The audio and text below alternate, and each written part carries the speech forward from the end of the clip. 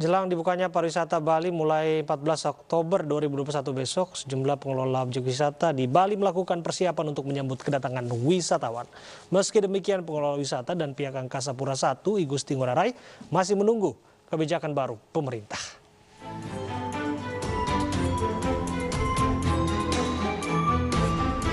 Seiring akan dibukanya pariwisata Bali bagi wisatawan mancanegara, sejumlah persiapan telah dilakukan mulai dari pemerintah daerah hingga pengelola wisata. Untuk dapat berwisata ke Bali, penyedia jasa akomodasi telah mempersiapkan lokasi karantina bagi wisatawan mancanegara. Di wilayah Badung, Bali, setidaknya terdapat 7 hotel yang telah disediakan. Tadi ada 7 yang mengajukan ya, kan yang sudah di assessment. Namun kita akan melihat kembali SOP-nya seperti apa. Apakah tetap hotel akan ikut dalam program itu atau juga bahkan mereka juga tidak ikut. Kan ada kemungkinan seperti itu. Pengelola hotel juga masih menunggu kejelasan terkait SOP diizinkannya hotel karantina untuk dapat menerima kunjungan wisatawan domestik dan mancanegara. Pemerintah Provinsi Bali telah menyiapkan 35 hotel karantina dengan masa waktu 5 hari.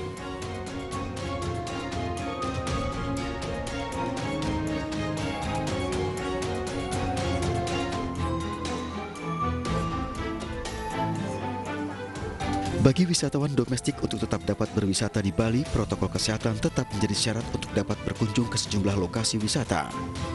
Selain itu, wisatawan domestik telah mendapat vaksin minimal 1 kali dan memiliki aplikasi Peduli Lindungi. Sejak akan dibukanya pariwisata Bali, kunjungan wisatawan di sejumlah wilayah mulai terjadi peningkatan terutama di akhir pekan. Memang terlihat ada peningkatan sih dibandingkan sebelumnya di hari Senin sampai Jumat biasanya memang tidak terlalu banyak, tapi weekend kita bisa melihat demand-nya sangat banyak. Sementara itu, sehari jelang dibukanya pariwisata Bali untuk wisatawan mancanegara, Bandara Internasional I Gusti Ngurah Rai Bali memastikan belum ada maskapai yang mengajukan permohonan penerbangan internasional. Pengelola bandara masih menunggu arahan dari sejumlah kementerian terkait akan kembali dibukanya pariwisata Bali mulai 14 Oktober 2021. Regulasi sampai saat ini memang belum ada ya, tetapi stakeholder bandara sudah siap. Ketika nantinya memang akan dibuka di tanggal 14 kami siap, baik dari segi dari segi fasilitas bandara, kemudian dari segi imigrasi, kemudian bea cukai, kantor kesehatan pelabuhan, pelayanan PCR, kami siap. Pembukaan wisata Bali bagi turis mancanegara sebelumnya telah dicanangkan pemerintah dengan merujuk pada kasus COVID-19 di Indonesia yang mulai menurun. Pembukaan wisata Bali dilakukan dengan tahapan awal untuk negara-negara dengan kasus penyebaran COVID yang rendah.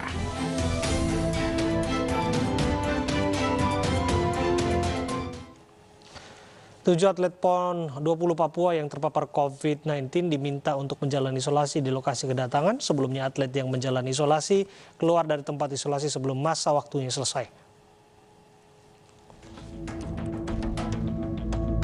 Mengantisipasi persebaran COVID-19 dari klaster PON 20 Papua, pemerintah bergerak mengantisipasi agar penularan dapat dicegah sedini mungkin dengan mengupayakan pemeriksaan kesehatan kepada sejumlah atlet dan pihak-pihak terkait.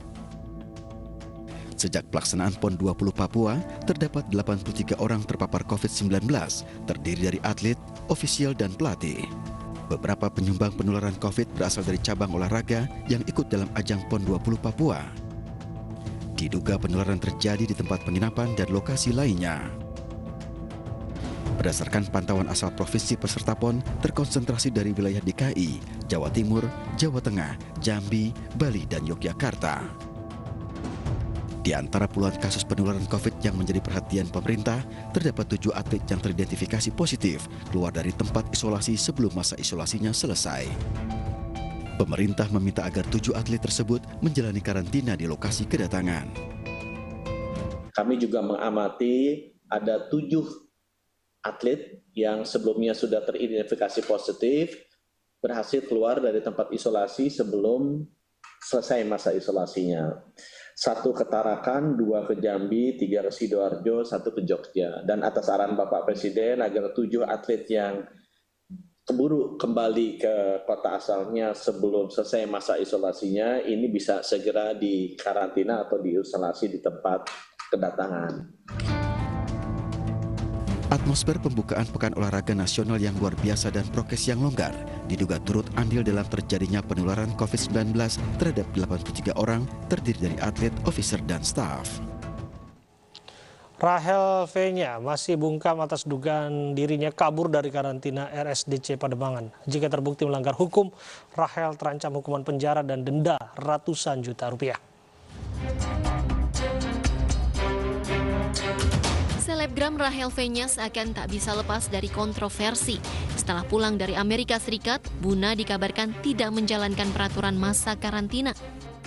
Rahel V-nya diduga kabur dari masa karantinanya di Rumah Sakit Darurat COVID-19 Pademangan, Jakarta Utara. Rahel seharusnya menjalani karantina selama 8 kali 24 jam, namun dirinya disebut-sebut hanya melakukan masa karantina selama 3 kali 24 jam.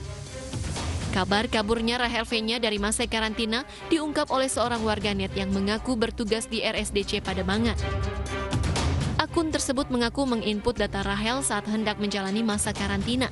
Kementerian Kesehatan menyatakan masih menelusuri kabar kaburnya Rahel V-nya dari masa karantina. Kemenkes juga meminta penegak hukum untuk mengusut kasus pelanggaran karantina Rahel hingga tuntas. Nah, Kementerian Kesehatan tentunya akan mendorong ya aparat keamanan untuk menindak tegas kalau memang ada oknum yang melakukan pelanggaran terhadap aturan tentang karantina ini. Saat ini Satgas Karantina sedang melakukan penelusuran terkait informasi yang didapatkan ini dan tentunya kita akan menunggu hasil daripada penelusuran informasi tersebut dan tindak lanjut apa yang akan dilakukan ya. Kami berharap tentunya Kementerian Kesehatan meminta para penegak hukum untuk mengusut kasus ini hingga tuntas dan memberikan sanksi sesuai dengan aturan yang ada. Dalam keputusan Satgas Penanganan COVID-19 nomor 12 tahun 2021, WNA dan WNI yang datang dari negara dengan eskalasi kasus positif COVID-19 rendah harus menjalani karantina selama 8 kali 24 jam.